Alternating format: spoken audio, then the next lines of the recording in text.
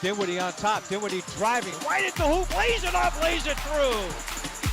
Dinwiddie scoops it up and scoops it through. Foul line, fadeaway, guard for Dinwiddie. He is just establishing himself as an elite NBA guard right now.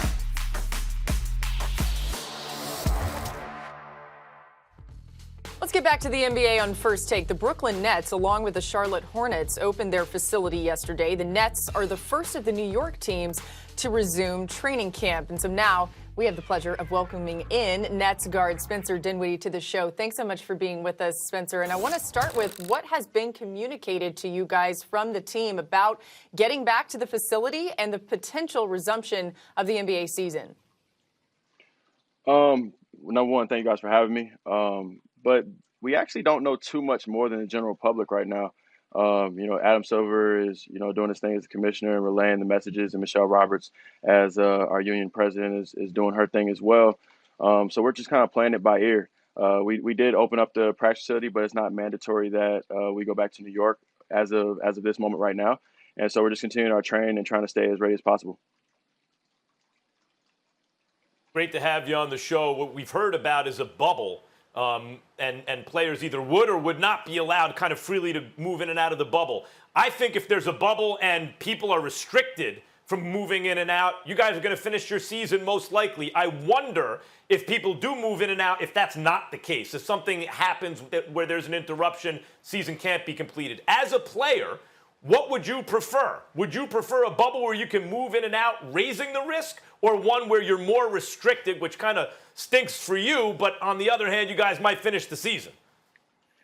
It's hard. Everybody is different. Everybody has different family dynamics, whether large or small. And so I think it also comes down to the timing, right? If you're telling me I have to be restricted for 3 weeks or a month or something like that, it probably sounds a lot more feasible than saying I have to be restricted for, 5 months or 6 months or something like that. So I think the finer details have to kind of be worked out before I can talk about that part, right? Because it's not like I'm going to not want to see my son for 6 months. Right.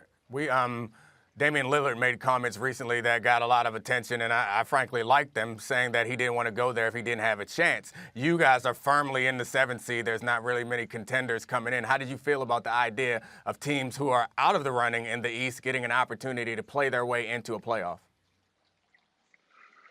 Well, I think with the special circumstance that this season presents and the pandemic presents, you're gonna have an opportunity to do a lot of different things for fan engagement. I think obviously it could be very innovative for the league to, allow teams that are kind of close to the playoffs to, try to play their way in. I also know that if, let's say, the Atlanta Hawks knock off the Lakers or something, then, people are gonna hate it, right? So it goes both ways. Like, this is another thing that it's hard to say, but if you're not in the playoffs, and you don't want to come for, 3 games or something like that, kind of like Damian Lillard said, it makes perfect sense to me. We all play to win. We don't just play to be there.